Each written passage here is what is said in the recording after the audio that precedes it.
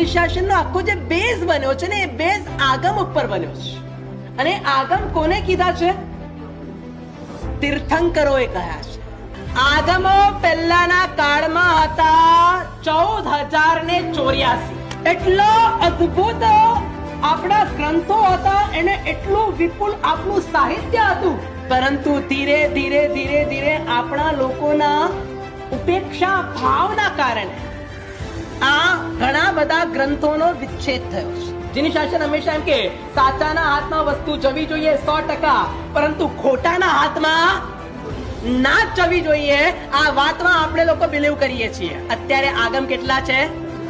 45 આગમ. 51,84,621 ગાથા is equal to એક પદ. તો જે આચારમ સૂત્ર ખરું ને, પહેલું આગમ કેવાય આચારમ, એના 18,000 પદ હતા. કેટલા પદ હતા? જીન શાસન જે માને છે અનેકાંતવાદમાં માને છે, ષડ દર્શનમાં માને છે, ષડ નયમાં માને છે, એના કારણે એ બૌદ્ધિઝમ જોડે પણ કનેક્ટ થાય છે, हिंदुज्म जोड़े पण कनेक्ट થાય છે. पहले जमाने में लोग कहते थे जो ग्रंथ है वो हमारा पंथ है. आज के जमाने में लोग कहते हैं जो हमारा पंथ है वैसा बनाया हमने. 100 करोड़ એટલે અબજ, 100 અબજ એટલે ખર્વ, 100 ખર્વ એટલે એક નિખર્વ, 100 નિખર્વ એટલે એક શંખ, પછી 100 શંખ એટલે એક મહાશંખ, પછી 100 મહાશંખ આવે એટલે એક પદ્મ, 100 પદ્મ ઇઝ ઇક્વલ ટુ એક Mahapadma, 100 Mahapadma is equal to એક પરાર, 100 પરાર ઇઝ ઇક્વલ ટુ એક અપરાર. આગળ બોલતો જાઉં. આજનું કોમ્પ્યુટર જ્યાં ફીકું પડે ને એને કહેવાય જૈન મેથ્સ. પણ આપણને એની પડી નથી. આપને તો અરેબિક મેથ્સ શીખવું છે, આપને તો વૈદિક મેથ્સ શીખવું છે. આઈન્સ્ટાઈનનું જે પણ અણુવિજ્ઞાન આજે તૈયાર થયું છે ને, કદાચ એના મૂળિયા જે છે ને એ આ ભગવતી સૂત્રમાં પડેલા છે. આપણે લોકોએ આપણા આગમો ઉપર ક્યારે રિસર્ચ નથી કર્યું. આપણે તો ખાલી ધનવાન બનવામાં રસ છે. જેની શાસન કહે છે જે સમાજ પૈસાને વેચાય એ સમાજ લાંબો ચાલી શકતો નથી.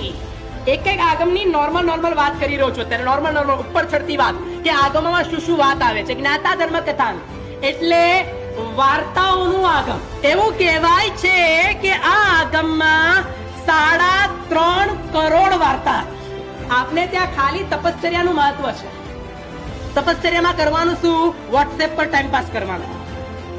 ઉપવાસ અઘરો થાય તો શું કરવાનું? તો ટીવી જોવા માટે બેસી જવાનું. ભાઈ એ ઉપવાસ ના કહેવાય, લાંઘણ કહેવાય. પન્નાવાળા સૂત્ર આ આગમની અંદર ઘણી બધી વસ્તુઓનું વર્ણન છે, અને સ્પેશિયલી કર્મવાદ, પરમાણુવાદ અને ભાષા વિજ્ઞાન. આની અંદર વાત આવે છે કે 1 સેકન્ડમાં મારા શબ્દો 14 રાજલોકમાં પહોંચી ગયા. આટલું ફાસ્ટ કોમ્યુનિકેશન છે. અને આના ઉપરથી ટેલિફોનની શોધ થઈ. કોમ્પ્યુટરનો આવિષ્કાર આ આગમ પરથી થયો છે. અત્યારનો જે વિડિયો કોલિંગ એ સેના પરથી ડેવલપ થઈ છે? આ આગમ પરથી ડેવલપ થઈ છે. ડીએનએ સાયન્સ કહેવાય. અને આખું ડીએનએ સાયન્સ તેમાં બતાવવામાં આવ્યું છે, પન્નાવના સૂત્રમાં બતાવવામાં આવ્યું છે.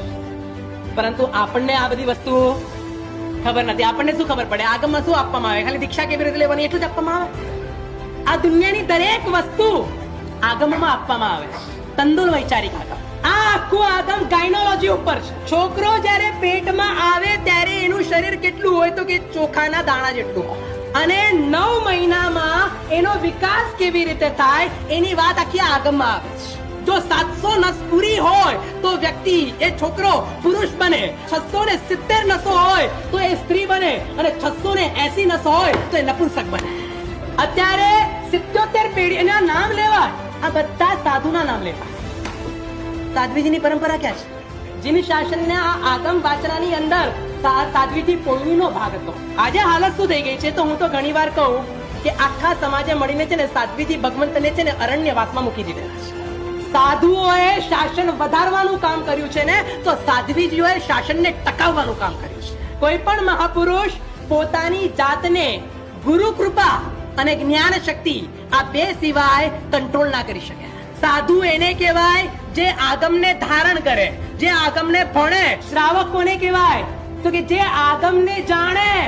એક સાધુ અને એક શ્રાવક બેની શક્તિ ભેગી થાય તો કયા ચમત્કારનું નિર્માણ થઈ શકે છે એ સમજવું હોય તો સંપ્રતિ મહારાજા અને આર્ય સ્વસ્તિ શ્રીશ્વરજી મહારાજ સાહેબ આ બેને સમજી લો, કામ થઈ ગયું. જેનું શાસન ઇવેન્ટ થી નથી ચાલવાનું, નોલેજ થી ચાલવાનું છે, જ્ઞાન થી ચાલવાનું છે, આગમ થી ચાલવાનું છે. ઘેર ઘેર અને શ્રાવકે શ્રાવકે સંગે સંગે આગમ પહોંચવું જોઈએ.